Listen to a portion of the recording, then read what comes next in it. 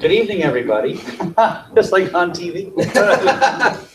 My name's Dave Chalmers, and welcome in. This is the REMarkTO, our marketing experts unplugged, where we're going to be hopefully sharing stuff. And when we started this off earlier in the spring, it was REMarkTO, this Real Estate Marketing Toronto. But an awful lot of what we do, or almost everything that we do, isn't necessarily restricted just to real estate, because the marketing skills that we use can be used for mortgage people, for insurance people, anybody in sales really would benefit from what we're doing, what we're talking about. So we're going to try and expand our audience a little bit to try and share what we're doing with other folks as well, and encourage other people to come in. So as how many people here are realtors or in the real estate industry? Okay, then who else? What are mortgage people, or just curious folks? Or okay, so as maybe next, like there's some people here that have been here before, and that's important, and we're really glad to have you back. But you're coming back because you find value in what we're doing and what we're sharing and what we're talking about. And so talk to your friends. You know, if you have someone you think would benefit, bring them up to us. You know, if it's we're trying to. But I think what we're doing is demonstrating sharing some really good content that would help a lot of folks build a sustainable income and a predictable business, and that's really important. That's our goal. We're here tonight at the gracious courtesy of Agile Offices, and we have someone from Agile Offices just to explain to us what they do. So, hi everyone. So my name is Macy. Yes, take a mic. So my name is Macy. I'm one of the receptionists here at Agile Offices. We are a business center, so we offer virtual offices, private office space, as well as meeting rooms. And we hope to help you guys if you ever have any colleagues or clients that are searching for workspace. We would be happy to facilitate any of your needs. So if you have any questions, I'd be happy to help you. I'll be here until the end of the night. And so will my manager, Sonia, who's here on the side. So feel free to come. Thank you.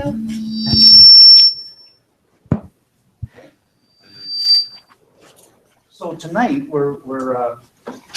we've been talking since early spring. We've been talking about lead generation. We've covered online lead generation, offline lead generation. We've had experts in from all kinds of different areas. Tonight we're going to talk about building a business that's more pointed, more directed, that's more predictable and more sustainable, and we call it a niche business. And we're really lucky tonight. I'm just thrilled tonight because we've got two panelists with us tonight that are really good and dear friends of mine, old friends of mine. And one of the magical things about this is all three of us have developed niche businesses that are completely different, that target completely different types of markets, and we've all been very successful with them. And but there's a lot of similarities, but it's really going to be interesting to find out about it. At the far end is Marcy Berg. You've already been hearing from Marcy Berg. Marcy Berg is a mortgage specialist. She's developed a business targeting people who want to work with mortgages.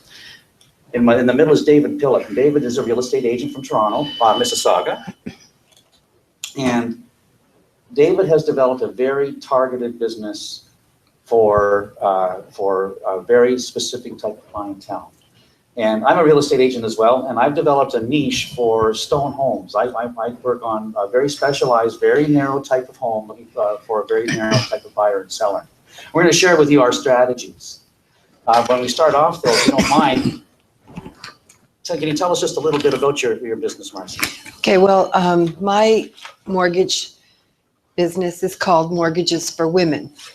And my target audience is female, but really when it's not a niche because it's 50% of the population, but what it is that it's looking for women who, well, I would attract the type of woman who wants to get a mortgage or use other people's money in some kind of real estate transaction to create wealth.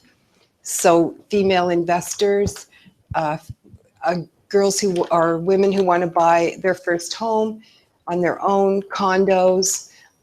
There's a lot of different types of transactions they would be involved in, but basically my focus is that single woman who wants to invest or buy, and I guess that's about it for now. We'll go deeper down the rabbit hole in a minute. What's your website? My website is mortgagesforwomen.com and .ca, .org, .biz, .net. What's your tagline? My tagline is, because Prince Charming is not a mortgage strategy. David? She told me her punchline was kissing a frog. Something, what was the frog? Oh, there's a frog on my website, and if you click on it, it goes. Yeah.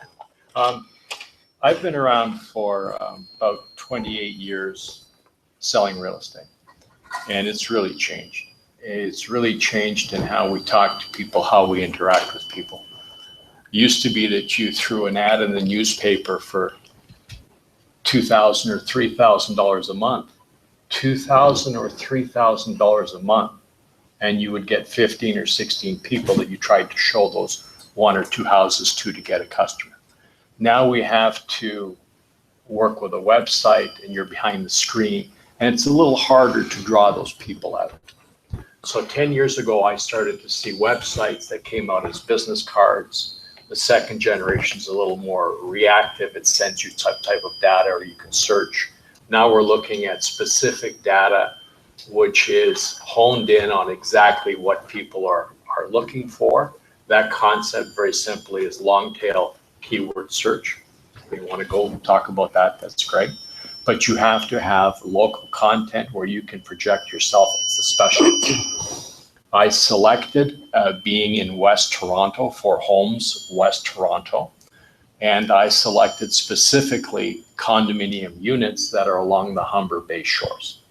This effectively gives me a farm area of about 12,000 residents that are in condominium units that are buying into that property. And it gives me an effective base of people who are within 20 minutes of the Humber River Bridge, who are downsizing and will be buying into Michael Power or Tridel on Bloor Street or living in Bloor West Village. Because I think it's a waste of time for us to spend 3 hours a day driving 70 miles to go show a house. They went to see it and they say, oh, I don't like the fact that they have children or a motorcycle or a basketball net on the driveway, and they leave, but you're still on the way. So we have to focus how we're marketing, and I'll give it back to Dave. And thank you, thanks, Dave. And I'm just the opposite. It's, in fact, we laugh, we talk on the phone quite often, and we kid each other, because David's 20 minutes from the bridge. And my business is all over Ontario. My niche is stone homes. If you don't know, a stone home is a home that's made completely stone, and they're typically built between 1825 and 1880, 1890. So they're all 120, 150 years old. And I target them all across the province. And it's not unusual for me to drive 5 hours to show one house, then drive 5 hours back again. And it's and we'll get into why I developed that business, but it's that's my niche. So there's 3 totally different types of businesses that focus on that are all become very profitable. And what's the name of your website? My website is astonehome.com. All right, so we're gonna get started over here. So can you just take a moment and describe what made you recognize an opportunity in the particular niche that you're working in right now? Why did you pick that? What made you recognize the opportunity? What was it that you were doing? And if you could share with our audience, what is so good about your niche that you're working with? Who's starting? David. I've been a real estate agent for 25, 26 years now, and with a typical real estate resale business and practice where I help people buy and sell houses. And about 8 years ago, I met a lady who said who wanted to sell her home, and it happened to be a stone home. And I was one of the first agents in Ontario to get a website for every address every house that I sold. I get the domain name for that address, and she didn't want a sign, so I couldn't put a sign on her yard. There was no point getting that domain name for her address, so I just got a stonehome.com and I put it up. And at that time, that was the internet was still just beginning, and we were still using print advertising, and put the house up for sale. It was out in the country, out in the middle of nowhere, and within 3 weeks, I had phone calls and emails from literally all over the world. I was shocked. I had emails from Los Angeles and from England. I actually had a family fly from England to take a look at it. And this was a house with a lot of issues, a lot of easements, and a lot of rights of way, and there was no well in the property. There was going to be a lot of issues with it. We sold it in almost 3.5 weeks, which was a real shocker.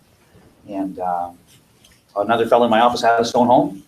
I listed, and I said, well, I got this website, and I'm not using it. You want to put your house up on it? And we put his house up on it, and within a month we sold that one too. I thought, my gosh, there's something going on here. The secret was I was paying attention. I didn't plan on it, but I was paying attention as my business was going through, and I realized there were some really unique things happening here. I thought, holy cow, there's something here that I might be able to exploit. There's something that I might be able to develop, and that's what happened. David?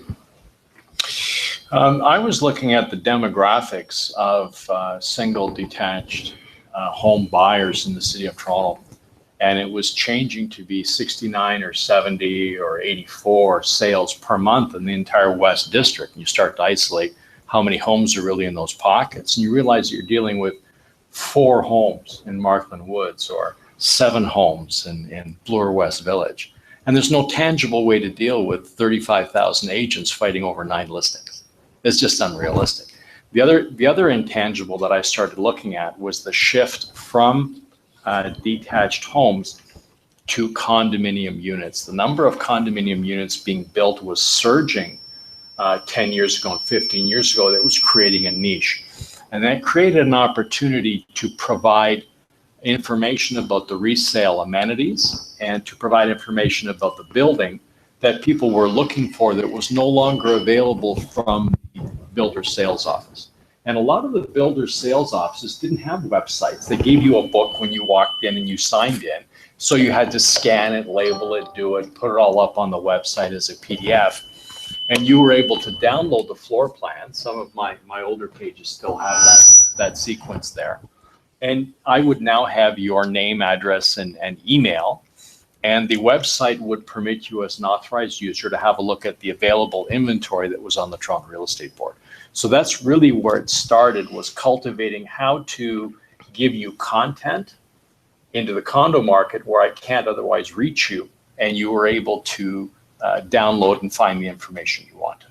Now, David, did you have any particular metrics that you use to figure out if condo is the market that you want to go into? I'm going to get to Marcy afterwards, and we're going to talk a little bit more about it. But the metric that I looked at was that the total number of sales into condominium units at that time, now some 10 years ago, was moving up from 40 to 45. And I think right now it's around 53% of all the units sold are condo units.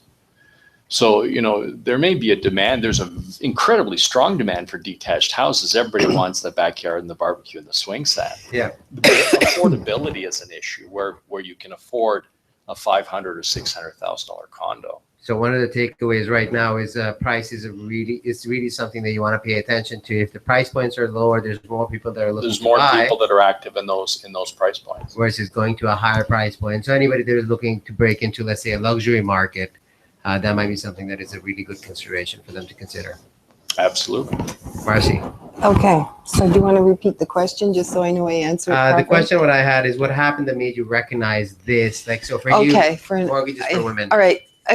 For me, okay, I will give you a bit of a background. I am a banker. I came from the bank world, and I was a manager in a bank, and I got I moved to a small town when after the birth of my first son, and I had another child there, and so the employment opportunities were very slim.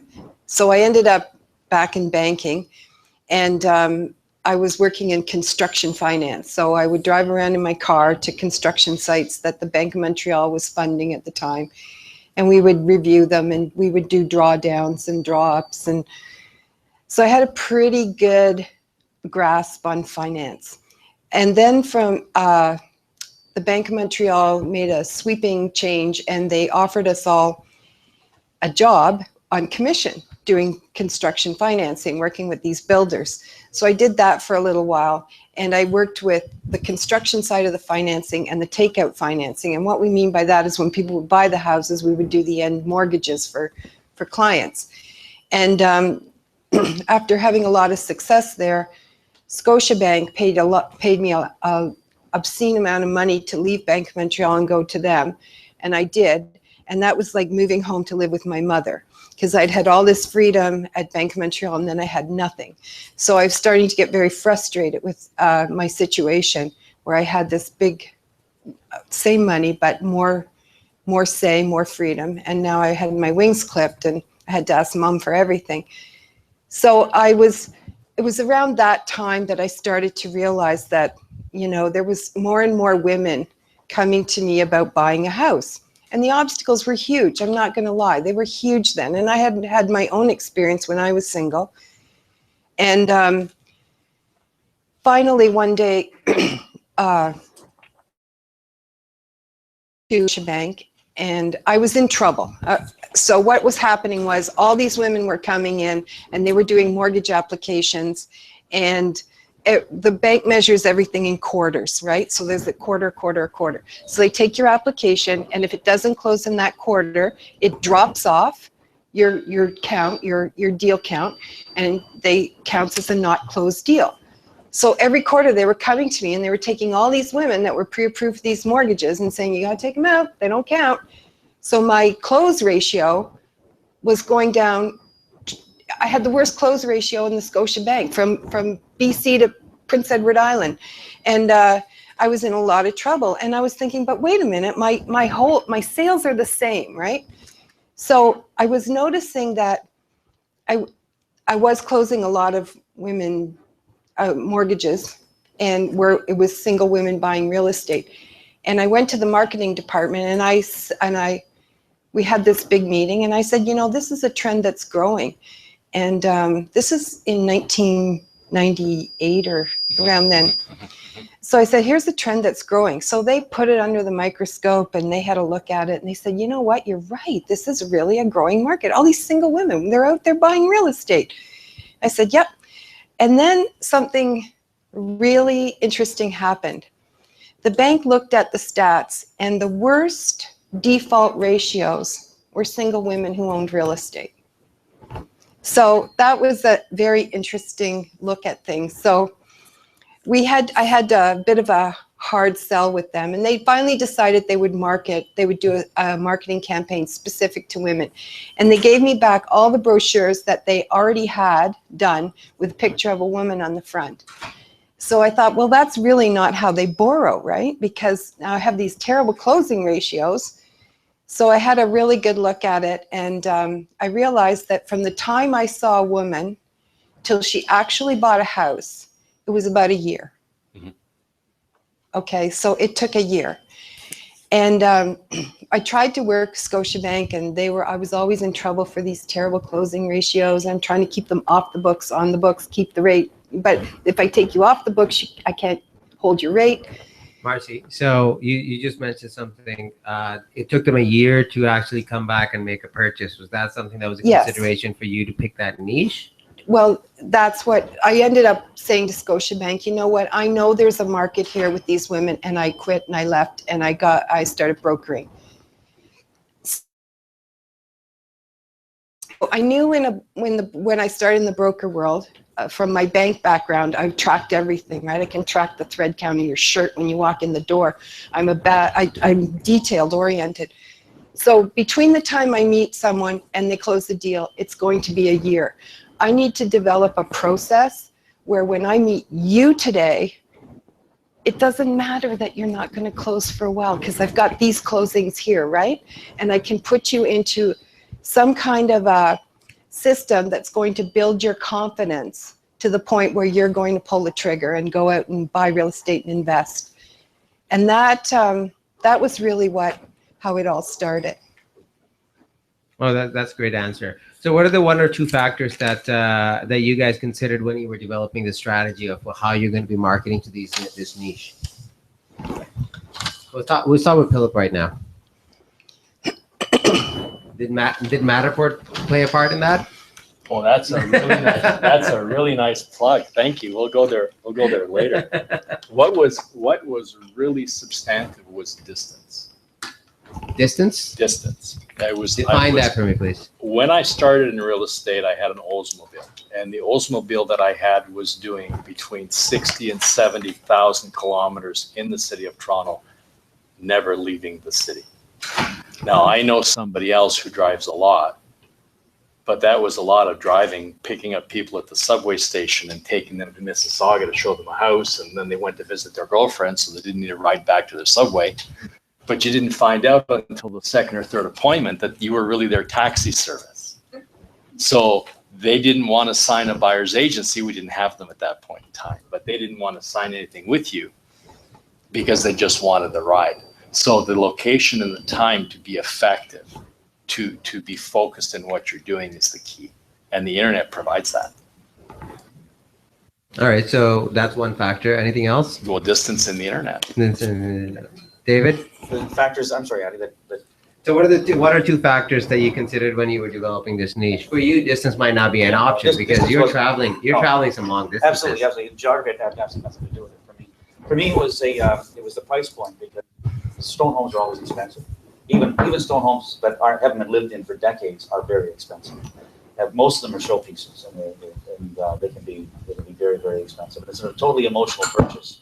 And understanding what I did about sales, I thought it would be honestly an easy niche to work once I had it developed, and it's proven to be that way. It's a very easy sell once you learn to connect with the people that you build the platform to connect with people. So my biggest consideration was I wanted to find expensive properties to market, and I wanted to find an easy way to do it. Marcy? Well, I'm going to agree with Dave because I think the same.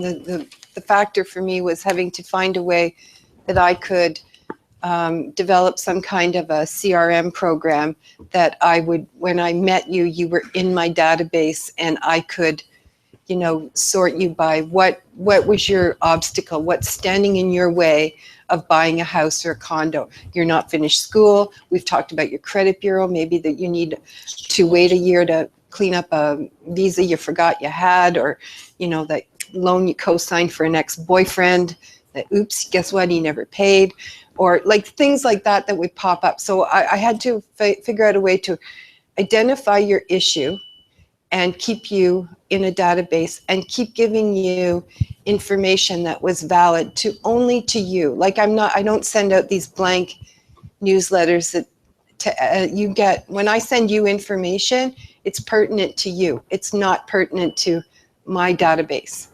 So how did you break down your database? Can you talk a little bit more about it? Because obviously you have a very in-depth program of what you're talking about Well, right I now. use Salesforce. Okay. And so a couple of things happened by accident, developing a niche. I didn't really set out and say, I'm going to do that niche. I did, sort of, but I got really good at it by things that happened by accident. And I'm going to share those with you because you can chop about a year out of your developing your niche. So number one is that CRM program. And what took me a long time to learn is garbage in, garbage out, right? Okay, so when you set up your database, work with someone and get them to help you set it up. Something you can add fields to, I have a section called obstacles, and I have like maybe 25 coded obstacles. And then if yours is unique, I make another code and put you in that. And so if rates are changing, right? If I get mortgage rates are changing. Can you talk a little bit about different types of obstacles that you might be facing? Okay, so if you're, first of all, for women, you're sensitive to rate change because you're not going to buy a house that you would buy if a young couple and they're both professionals buying a house, they can buy 1.2 million, whatever.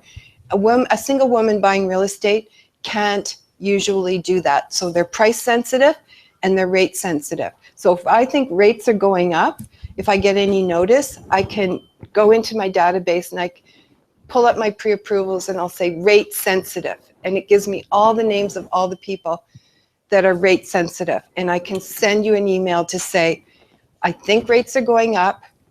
Call me if you want to talk about it. So it's almost like a category that you're creating. So it's a call to action.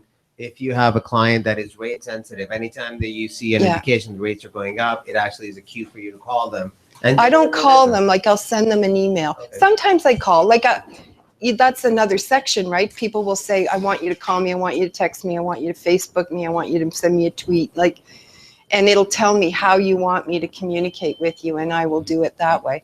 So a CRM program is really is really my best friend. Just a question. Mm-hmm. I send a lot of campaigns out to my clients, and what I Can you repeat the found is question?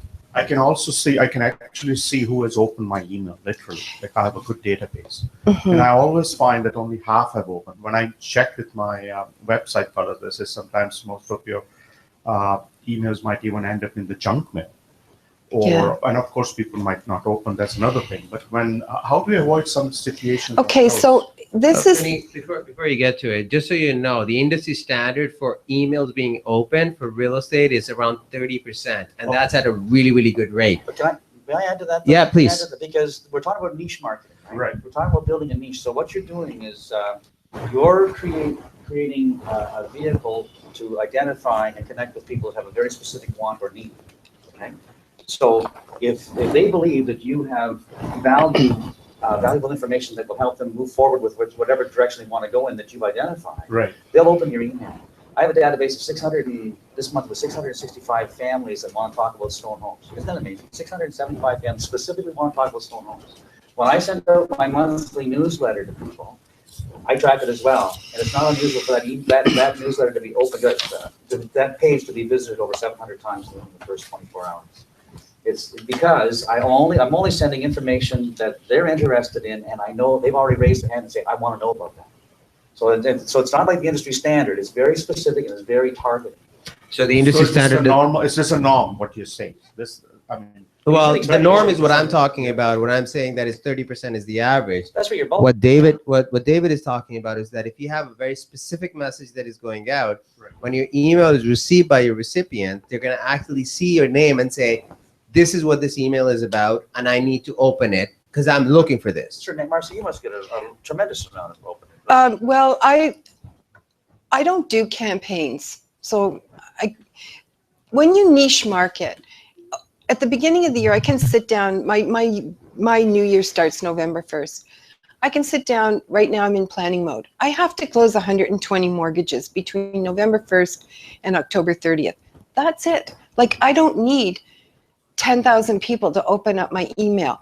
I need people in my database that are seriously want to buy a house at some point, but they have obstacles standing, anxiety. They have, I'm not ready. They want to save a bit more down payment. So when I send out those emails to people who are price sensitive, there might be only 25 people there. And I don't have to send out a blank email to everybody. I can send them out individually. Because you said something very interesting, garbage in, garbage out. So I'm always trying to check Yeah. who's opening my emails. If they're not, then it's just not. Okay, so if you don't, Something's not working on my side. if you are price sensitive, if I know if rates go up 0.5%, you're bumped out of the market because of this plan. I do a tremendous plan with you when we sit down and go over your finances and where you're at. And if I know 0.5% is going to knock you out of the market, I'll send you an email and say, it looks like rates are going up. If I don't hear back from you, I'm going to call you and say, I sent you an email, rates are going up. Do you want to talk about it? And people will, because when I open up the profile for you, we've met face-to-face most times, or on the phone. We've had an in-depth conversation. You've shared a lot of information with me. I have your job information on file. I have your letter of employment, your T4s. I have your tax returns, whatever I need to qualify you. I know where you bank. I know where your down payment is. I know that's the level of a file I'm working on. So I'm pretty sure that when I have your file in my database, in the next year, you're going to close a deal with me. And I need 120 of you in my database over the year. So Can I just jump in? Yeah, on please that- go ahead. On that same topic. I was working with a database of about 1,600 people. And these are people who I've met, some are past clients, some are groups. And I was pushing out the monthly newsletter. And the monthly newsletter would have embedded video, or the monthly newsletter would have a link to the video. And I, like you, I was tracking what the clickage was on what went through. In the last couple of years, we've had a real shift with people and technology where the smartphone now becomes, I'm not going to waste my broadband looking at that. I'll look at it later on a different device. And then the second category is, I don't want to waste my broadband with that. I'm not interested right now. And what started to happen for me was that we had people unsubscribing because you have to give people a way to say get I lost. can even see that. No one is Right. unsubscribing. There- Well, when they That's write the me back, they say, please remove me. And I say, you're the one that requested this. Thank you. But I respect you. If you're going, you're welcome to come back anytime. And I don't send them anymore. I delete them. I delete them out of the system. Appreciate that. Right. So I was losing 20, 30, 40, 50 per month. And I stopped because that was for me, the database is key. And now I'm doing 3 or 4 major pieces per year that are direct video embed, speaking to them about the election, what's new, and something that I feel is worthwhile. So David, you have the marketing masters like Dean Jackson and the Gary Vaynerchuk's of the world that are talking about actually sending more messages out. So you are actually able to trim your list that you have for people that are actually interested in the message that you have to relay to them. What are your thoughts about that? Because obviously, if you are sending a message that your audience is not responding to, obviously there's something wrong. Here's the key. That word is exactly key. One is a customer list. The other part is your audience. And the volume and the interaction of your audience comes from Facebook, it comes from LinkedIn, it comes from Twitter. And those relationships aren't necessarily the same relationships where I'm going to send Andy an email about, hey, by the way, there's a house in your neighborhood. That's completely different. So audience is what you want. And that's what Gary Vaynerchuk talks about, is engagement of that audience through the broadcast and how much volume you have. And that becomes a different. Totally different. Yeah. That's outside the realm. Yeah, of no, but being- can you tie that That's into outside can you where- tie that where into you wanna niche be. marketing? Can you tie But that into those niche? people who now engage me from audience, now when I get their details, they now come into that group of family. Or Seth Godin talks about tribe. You have to have a tribe of, and they become part of that mailer. But that becomes focused into people who want to continue talking. And some are 15 and 20 years. So I'm going to pick a little bit more on you. So how many different lists do you have right now that you market to when it comes to niche marketing? I'm working two different distinct lists. Okay, so can you talk a little bit more about what those lists are and how you actually bring them from audience into those lists? Well, the really big move this year, and we need to address how we're engaging people. And I'm moving towards a product that's a video capture, like an Easy Web video. You can go with a capture that's a bomb. There's a few other people that will allow you to captively record, take that message, add whatever links you want in that message, and then send that message out as an email. And now I have an interaction with you about the open and closing rates. So in that context, I would send to Andy a specific message that says, you were looking for something in the West and this came up. I think it's a really good value. Here are the schools. Here's the local highlights. And that would go out as a video, maybe to 65 people.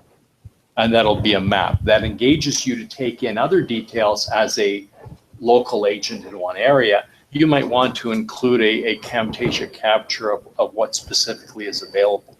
There's a few people who have done that very successfully that are niche marketing that specific city or town. David, do you have any comments on that? I think the bringing your audience in. Yeah. I don't have an audience. I don't try to have an audience. What I try to do, but my whole platform is web-based, and it's search engine optimized. So when someone, and if you're specifically for real estate, which is what I do, when someone's looking for a certain type of home, in Toronto it's very different. There's hundreds and thousands of houses available. But if someone's looking for a certain type of home, it's not always possible to filter out through the system to find that particular type of home. If you want a 3-bedroom home in Etobicoke, there's probably lots of them.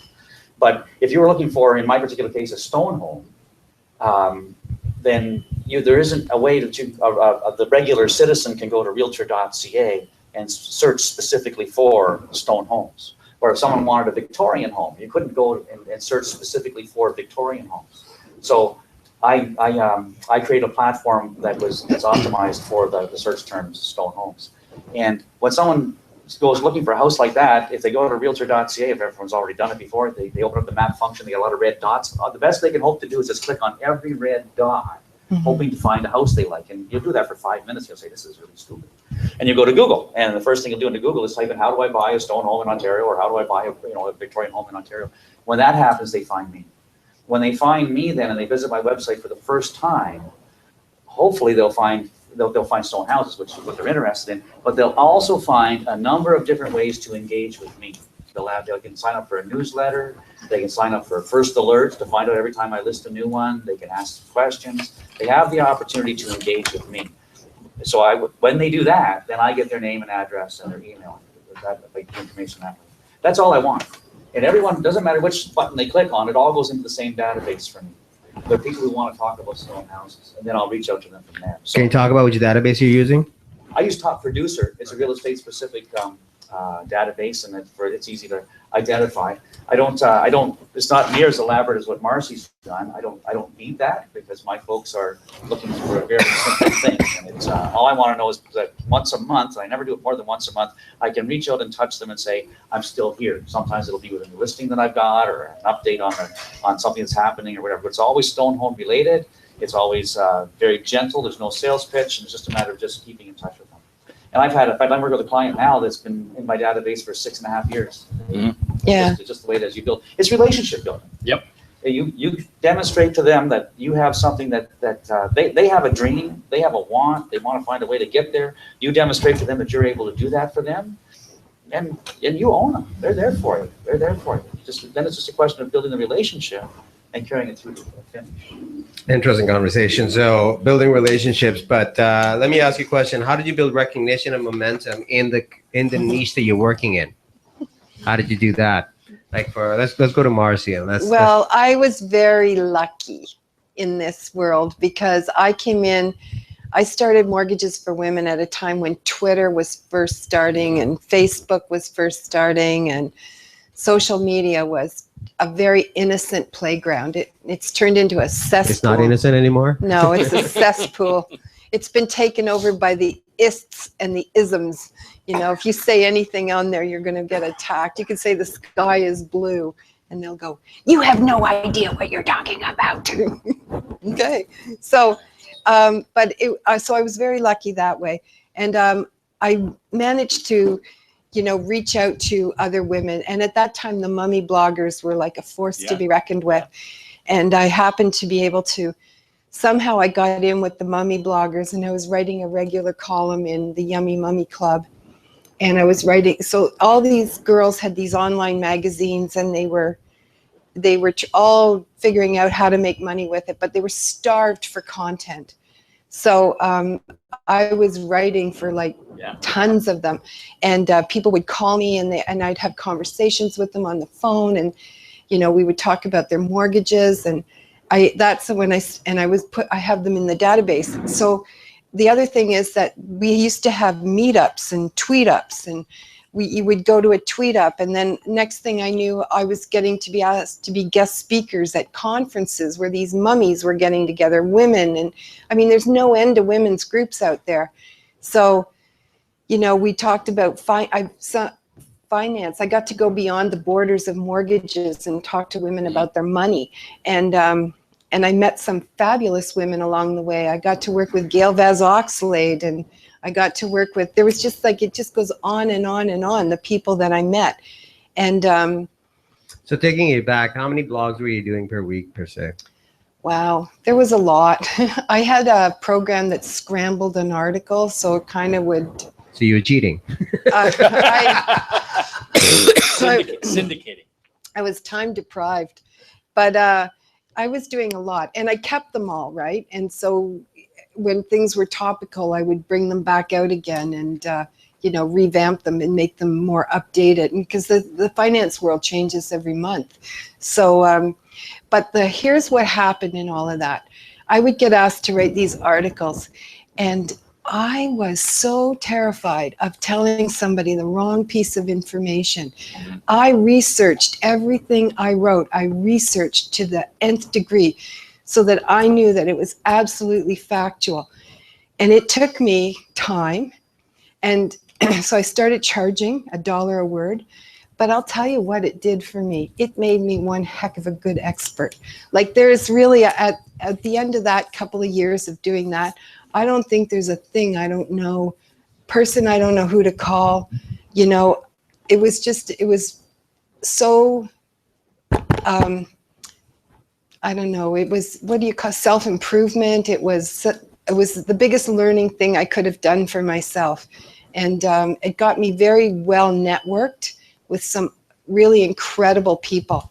So that's really, it kind of happened by accident. I was passionate about these women. I was passionate about their money. I was protective of them. I was becoming like a mother hen with them, with some of them. And, you know, and so that really was a bit of luck, but that's how I did it. That's incredible. So just because you were actually focusing on a particular niche and you were going out and you were studying it and you were talking about it. So there's nothing like, if you want to become an expert in a field, you go and teach a course on it. So that's basically the principle that you were in, and you were able to generate a lot of knowledge because of it. But prior to that, I had hired AC Nielsen. When I left the bank, I hired AC Nielsen to do some market research for me. Yep. And they had focus groups with women, because I really needed to know, why are these women taking a year to buy a house? Like, why are they taking a year? And did you get the answer? I did. And there's a lot of anxiety there, right? And a lot of educating. And women need to know every single detail. So I had to learn how to speed up the details, right? I had to learn. So when people come to me, I'm going to solve their problem, and they don't even know what their problem is. But now, after all these years of doing it, I know exactly what's standing in your way, what your questions are. You don't even know your question. You just know your anxiety. So I can drill down onto it now. Philip? Actually, let's go to Chamas. You had a comment. Yeah. I think it's really significant. This is sales. What we're talking about is sales, right? And I help people buy and sell stone homes. I meet the same buyer and the same seller in every stone home, whether they're the people who want to buy a stone home have a profile. People who want to sell a stone home have a profile. Women who want to borrow money for certain, they'll have a profile.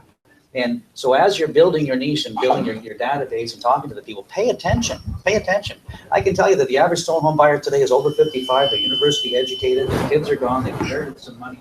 They're professionals. They live in a city. They're not happy. When I meet someone, I already know the questions they're going to ask me.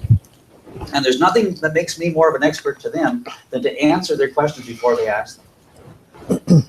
Just pay attention. And now, honestly, after the first go around, after the first little while, it becomes pretty easy. It really does become easy. Sorry, have you ever had a problem directing traffic to your website? Like today, in today's world, every real estate agent has his own website. So the question is that, have you had How do you direct traffic to your website? Do you pay over and above what you already paid? We're gonna actually get into it. That's the next question. But the question that Addy had asked is that if you have a campaign that you're using to directing traffic to your website. Do you want to answer that now or you want to save it? Well, let's hold on to this question because that's the next step we're going to be talking about. But David, let's go and talk about how do you recognize your brand recognition.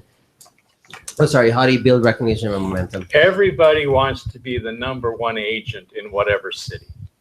Everyone wants to be the #1 agent in Etobicoke. Everyone wants to be the #1 agent for downtown Toronto condos. I'm the #1 agent at my mom's kitchen table on Sunday nights. Me too. So I'm okay with that. Nobody can all be #1. But what if I can get Google to make me #1 for Homes West Toronto? Not for Toronto real estate, but just for Homes West Toronto. How about for luxury homes or for elegant homes in West Toronto? So you have multiple domain names that create the content that have it in there. So how do you develop the content? The content is you go and you look-see. You look-see who the merchant is in the BIA. You take your photo camera and you take pictures of the local events of the Business Improvement Association, the kids football team, the soccer team, the hockey team, the school, the local Tim Hortons, the Second Cup. Where's the event for the Fat Wine Store on Roncesvalles? Who is going to Demani's for dinner? And you create that content that makes community. And people want to buy a house, but people want that community. So let's back up a little bit and let's step back into that on a more granular level. The photographs that I take happen to have attributions. It's very easy to right-click on the photo and you select attributions. And then you add those things that are keyword sensitive to your website that apply to those photos. The same applies for videos, because you keyword stuff the captioning or the dialogue, and you type out the dialogue, that becomes searchable as closed captioning. The photographs and the videos get mounted into blogs. The blog posts are then circulated to your audience for engagement on LinkedIn, Google+, social media, and that gets you clickage back to your blog post. In the content of your blog post, there are links that say, come contact me if you wish a house here, special offer for this week. Something that has a strong call to action now, and that's what drives it back into you. Can you give us some examples of call to actions? Well, I like what I'm doing right now is I'm doing Matterport virtual tours included with each new listing.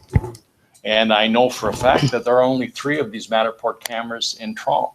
I don't want to plug my competitors, but they're out there. If you Do plug yourself, though. I do. I'm trying to. So I want to offer something because now. Sorry, what is Matterport? Can you just explain to our audience what Matterport is? Matterport is a 2D and 3D virtual imaging camera system that scans a room. Not people, no motion. It has to be static. It's like a still life photograph.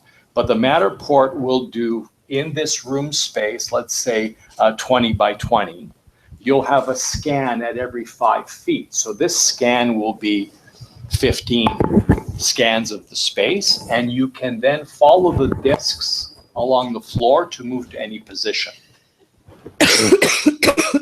So if I was looking at a restaurant, I could walk between all the tables, walk into the kitchen, see how clean their kitchen is. I could walk behind their bar and see what's stocked, what kind of labels are there, and decide if this is an establishment I would like to eat in.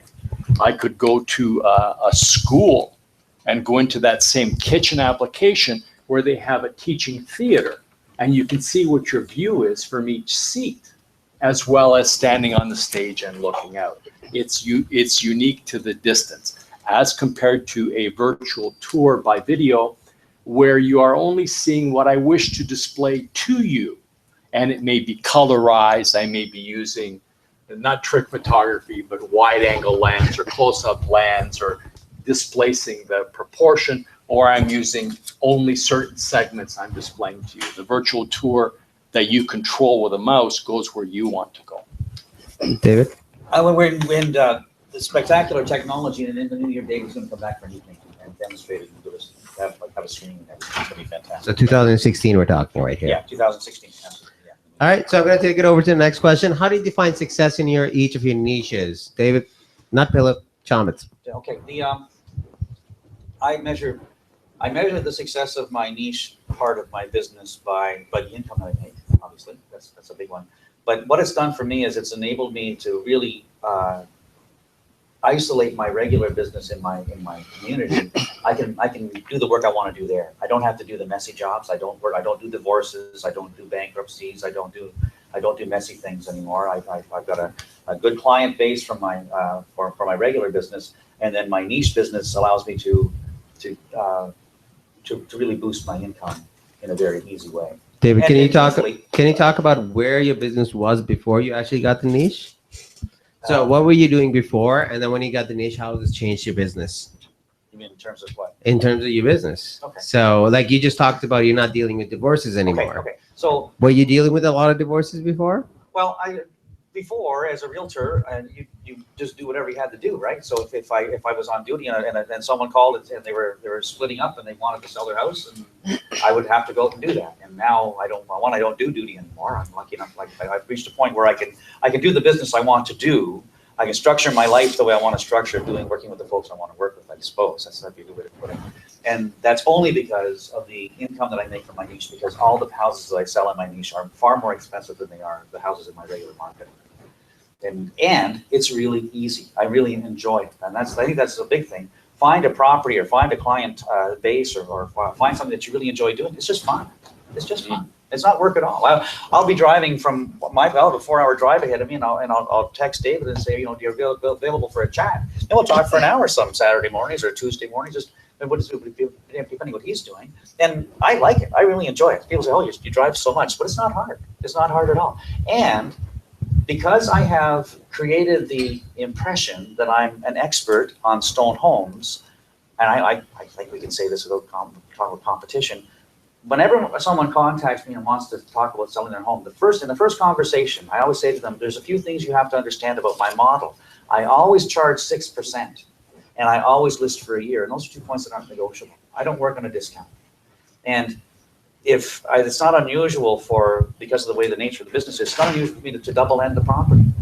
So if I sell $1 million home at 6%, that's easy. It's really good money. And honestly, it's not hard work at all. Once you understand the person you're dealing with and the process they're going to go through, and you've got it systematized, it's really simple just to take them from step A to step B to step C, and then close it on step D, and you're all done. They're happy. They think you're wonderful, and you think, boy, that was really easy. David, how do you define success in your niche? Having the listings phone you and say, hi, I'd like you to list my property. And when I started, it was a struggle to get listings because the more experienced agents would scoop them out. You'd be out there presenting your little heart out. Wishing is good. And you just never scored the listing. They were a little sharper, a little smarter, a little faster, a little more reactive on their feet. And now I'm finding that I'm going out and I want the listings. I don't want the buyers, I want the listings. I'll work with the buyers because that's a byproduct of being there. But I really want to have those listings because when you have inventory, then people phone you off that inventory and you always have other activity. And I pass those people off if I'm not local to where they're going. Marcy? Well, I deal with divorce a Just lot. point you really hit the nail on the head there, that as a rookie realtor, I mean, it's always a struggle. And I'm a rookie real estate salesperson myself. And one of the things that I've realized is that I have a good website. I invest quite a bit, and I think that's critical because things have evolved over time. Say when you started out, the website maybe was not that big a deal for you, right? But it is now. And what I found was I can actually see the hits which are taking place day to day. Like I have about 30, 40 hits, but not many calls coming in. What's happening is, obviously, people are using my website for all kinds of information, so they can find a home, they can do all the research on the mortgages, they can make all the calculations, they can find everything they want, but they don't necessarily call me. They call the experienced realtors. Let's answer that with a very specific life experience. Hi, I'd like to know if there's any units available in this building.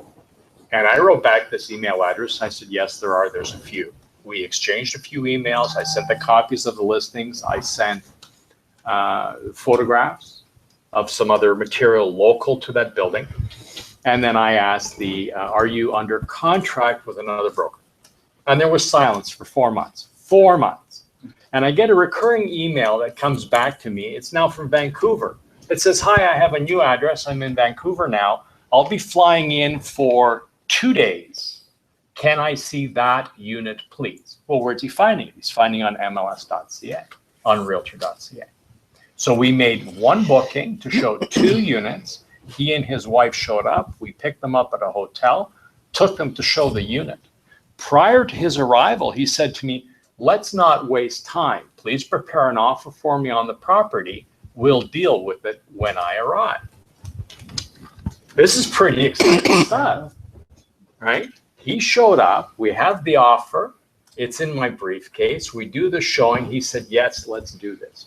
And we went through the complete document bundle from the buyer's agency, the acknowledgement that you're going to have an agency relationship. You went through the cooperation with a broker agreement. You went through the agreement. Then they had the FinTrack, and I handed the FinTrack to the listing agent. I said, can you help me complete these forms? And she realized that I'd never met these people before. And this fellow now in one visit had purchased an $850,000 condo. $850,000 because he perceived me to have the information about that building and that locale and the items of interest in that neighborhood, that made me the expert. By answering his questions, I was able to fulfill his need. He decided where he wanted to live. He called me to do it. I'm very grateful for that. But that's a buyer lead that really worked well. But even that fast exchange was 7 months from start to finish. I hope I answered your question. It's not. I think, I mean, I'm maybe getting off track here, but what I found is, and I think Track has all the stats on this, that there are at least about 1,000 real estate salesperson joining in the market every year. There will be more. 50% of them are failing. And my question to you with all the expertise, why are they failing in your view? Is there just too much competition out there? Or they're just not, or they're just. Well, I'm going to rein this back because that's something that is Yeah, completely I wouldn't outside the know. scope That's what we're not what talking we're- about over here. Cover that later. Yeah, but we could talk about it afterwards when we go offline and we can chat about it and we can help you out with that. So going back, Marcy, how do you recognize success in your niche, and how do you build momentum? Okay, so first of all, I just want to say I have scarf envy. The scarf that just walked in, that's so beautiful. I'm not going to turn the camera around for that. Anyway, how do I define success? Okay, I'm going to give you the girly answer because it is mortgages for women. So I define success by the relationships I build with my community. And I don't just mean my clients, I mean my community. So I am a Rotarian in the Toronto Rotary Club. I am the chair of the Women's Initiative Committee. We're able to build a $750,000, no, okay, that's wrong. It's 1.4 million, but we're in for $750,000 shelter for women who are trying to leave the sex trade. I'm able to contribute to that. I'm able to contribute to the Canadian Women's Foundation. When in housing women getting out of abusive situations, I'm very dedicated to that. And I'm able to call on my lenders to help, like to pony up money to, for fundraisers, to do galas and stuff. So my success comes from my relationship with my entire community of women, my women who are looking for mortgages, my women who are, trying to build housing for women, shelter, family units. Like that is totally my passion. And I'm so happy there. I used to be one of those mortgage brokers how many realtors do we have here? Where are all the real estate agents? Okay, so I used to be one of those mortgage brokers that ran around to real estate offices begging you to give me business. And I would go home and I would literally want to have a shower because I felt and get treated like a peddler all day long. But I had to let that go because I was so miserable there that I said, my bank called me and said, you need to get this realtor to give the bank business. And I went and talked to him. I spent about half an hour and I walked out of his office and I thought, if I need that to be a success in life, I have to find something else to do because we just didn't gel. So that's how I define success. My happiness, my relationship, and my commitment to these women who are looking for housing and investments and helping them. And when they do, like a lot of my women have bought 5 or 6 properties now, and getting them engaged and giving back to the community as well. So they become more than just a client. We are now friends. We meet, we do fundraisers, and so it grows from there. That was a much better answer than mine. It's a girly It was answer. a much better answer. Well, we got about 10 more minutes left, so I just want to start wrapping this up. Do you think what you do could work in other areas, David?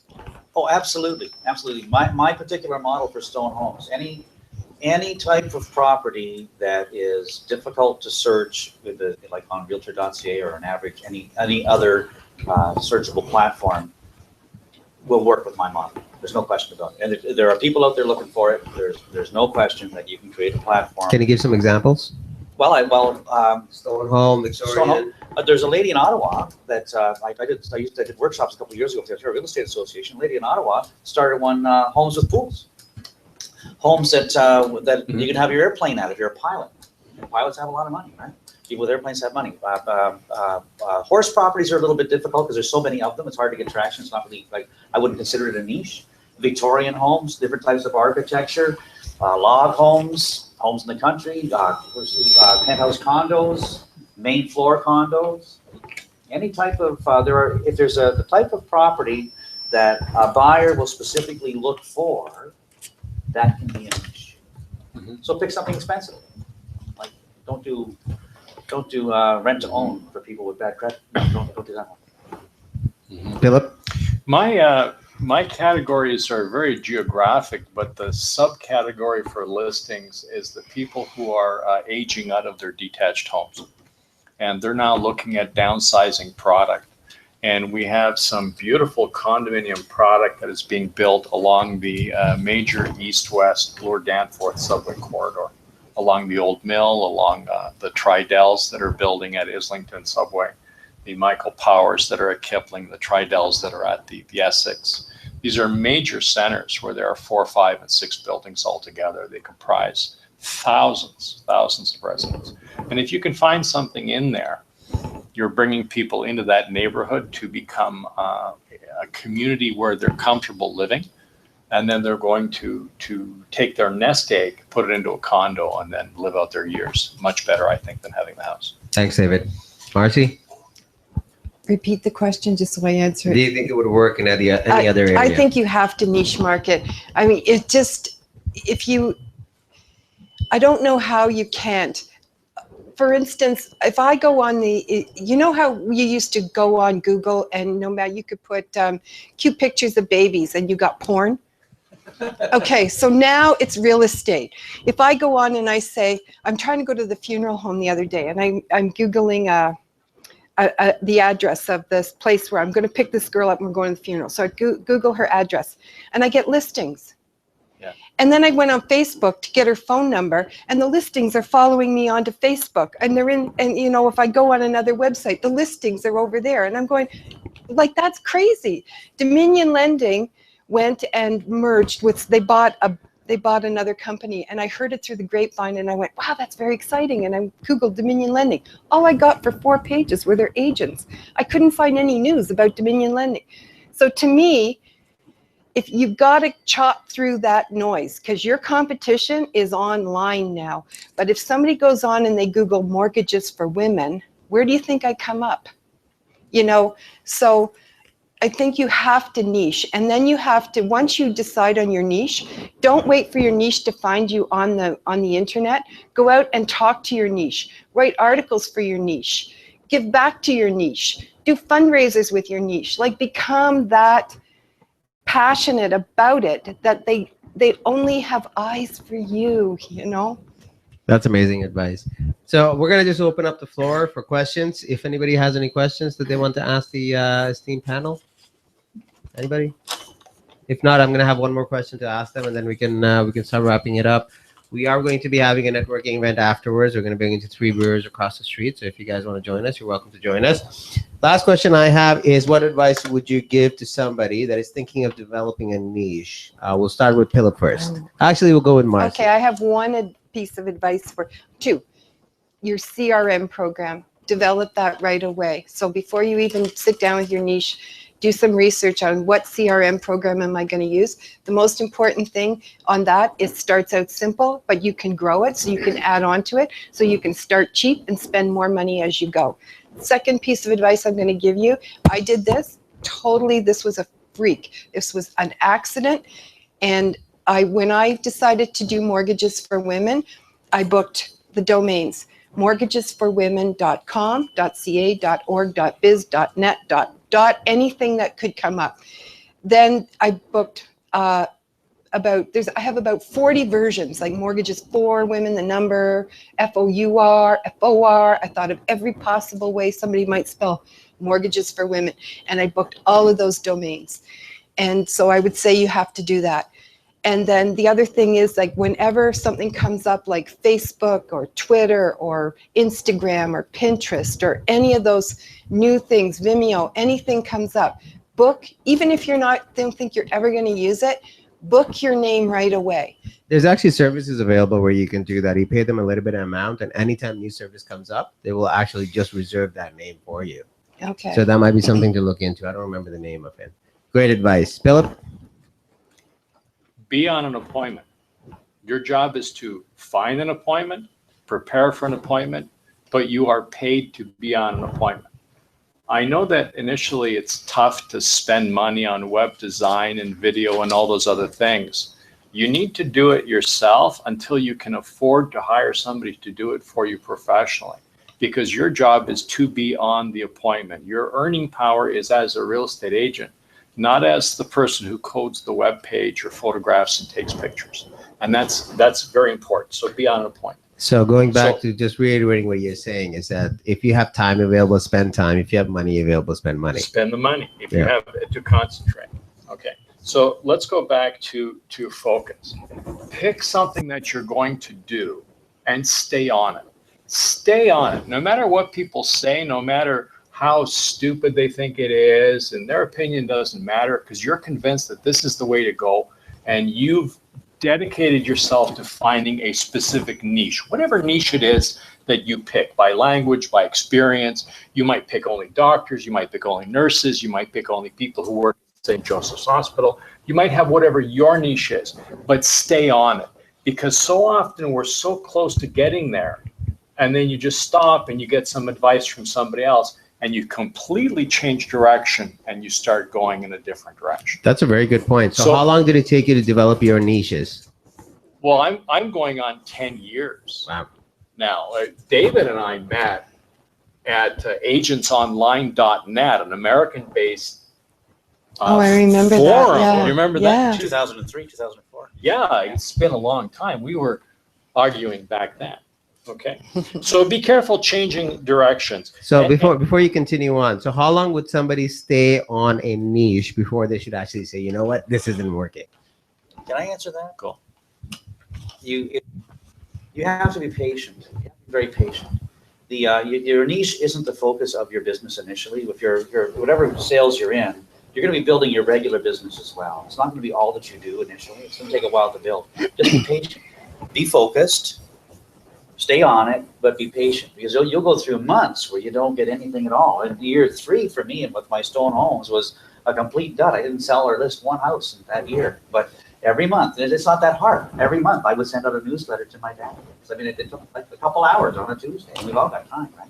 And that's all I would do. I would only deal with it when the phone rang or when I got an email about it, you know? So, but when nothing was happening, it was like 4 or 5 hours a month. I would just send out an email and then go on and do my other business.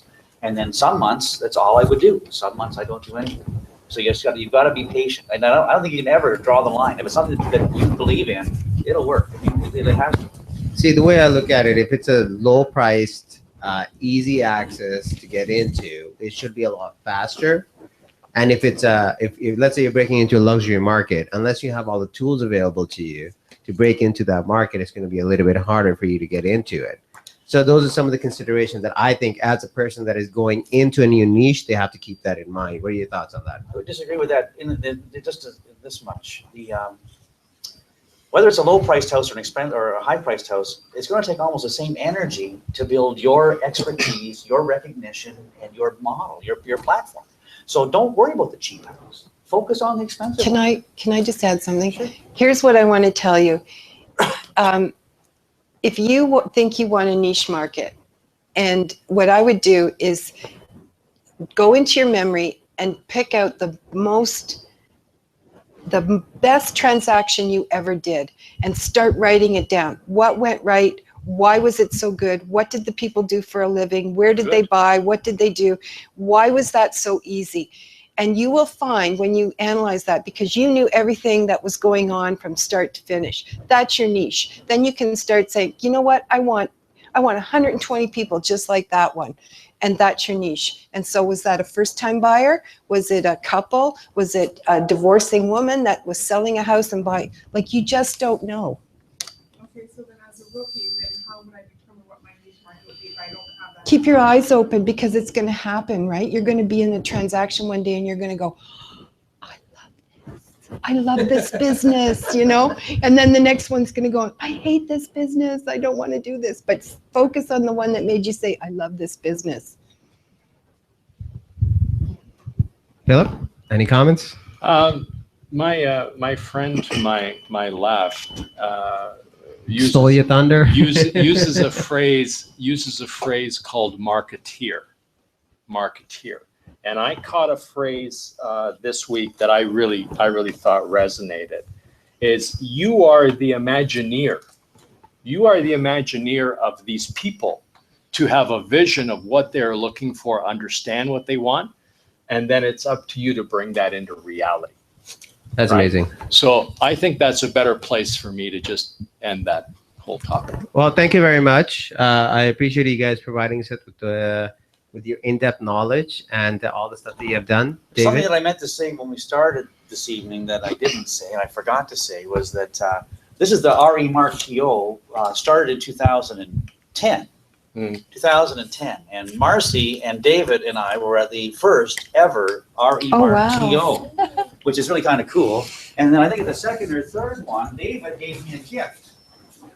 And now that he's having a baby, I shouldn't make that. I thought maybe you should have this back. Remember this? Yes, just in case you need a flashlight. recharger, It's a rechargeable flashlight. What do I do now, David? I never did figure out how to make it so it stayed open and closed. It should just open. How? You broke it. You broke it. Oh, You I didn't broke break I was it. using this afternoon. Anyway, David gave me this flashlight one night at REMark. And I just want to say, you guys are I'm so pleased and thrilled that you I come out didn't give tonight you a to showing gift. you the light. So we're showing the light, absolutely. I didn't give you a gift. You didn't get a gift. I didn't give you a gift. You didn't give me a gift. I know you didn't give me a gift. That's why I love you anyway. I love you anyway. Next month we're talking about, it's November, right? Next month is November. And if you're going to have a sustainable and profitable business, planning is one of the most critical steps that you need to do. Planning is one of the things that very few people ever do.